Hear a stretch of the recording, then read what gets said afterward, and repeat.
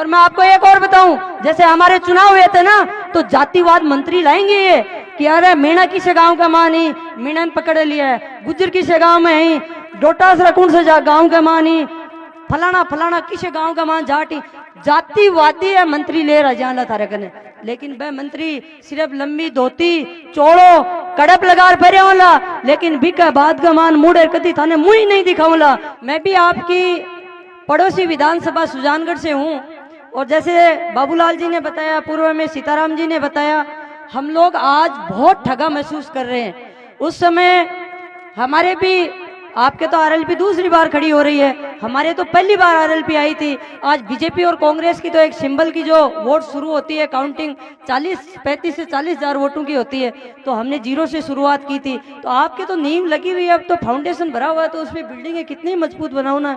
आप तो इतनी मजबूती से आरएलपी को आगे निकालो कि सबके घुटने टिक जाए।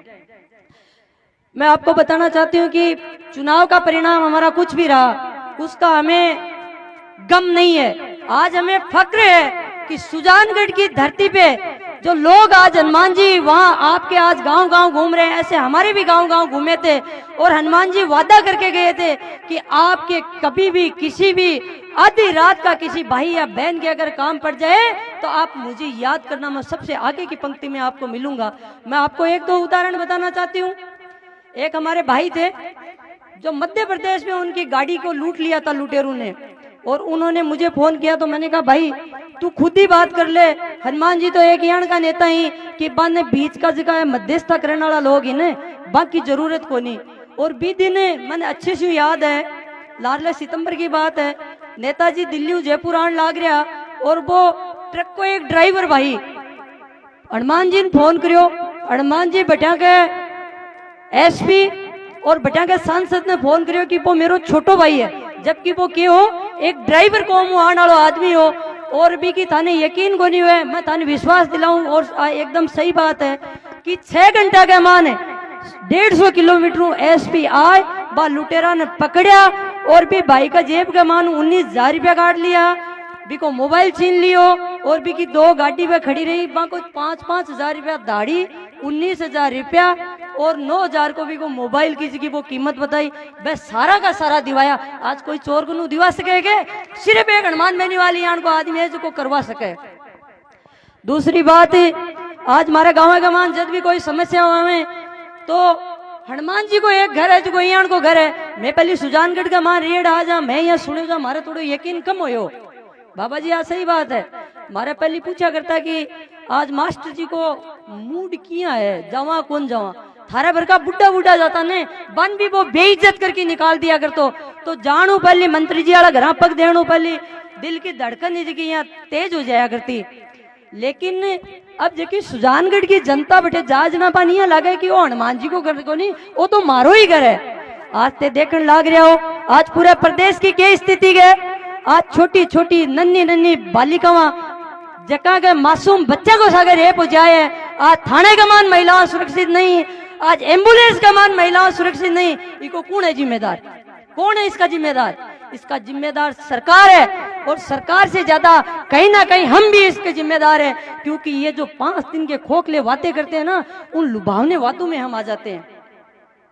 आते हैं नहीं आते हैं? अब जल ये जो राष्ट्रीय लोकतांत्रिक पार्टी है, अब लोग कहेंगे कि ये तो जाटू की पार्टी है, युवाओं की पार्टी है, गुंडू की पार्टी, कुछ भी कहने को कह सकते हैं, कौन किसी का मुंह थोड़ी पकड़ सकता है, बर्तन हो तो उसमें ढक्कन लग सकता है, किसी के मुंह को रोक नहीं सकते हैं, किसी को मुंह अगर रोकता है तो वो काम रोकता है। आज इस पार्टी में आपके सामने बैठे हैं, आज राजस्थान में 3 विधायक आरएलपी के हैं, जिनमें से 2 दलित समाज से आते हैं, जो आपके सामने ये बैठे हैं।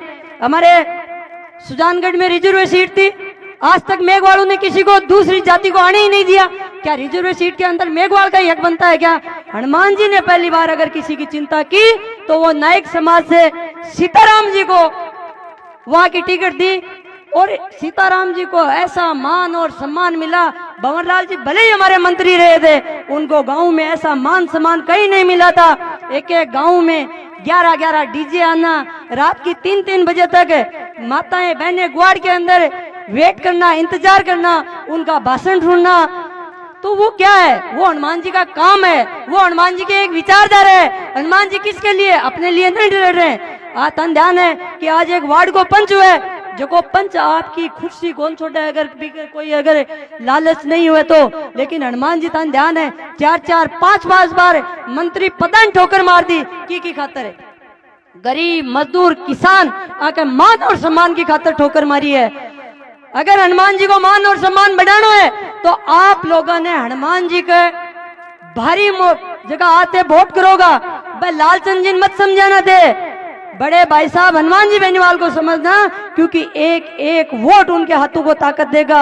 आज इस सरदार शहर की चुनाव को आज पूरे राजस्थान ही नहीं, प्रदेश ही नहीं, पूरे हिंदुस्तान की नजरें इस पूरी विधानसभा पे टिकी हुई है कि सरदार शहर से कौन सरदार निकल के आता है।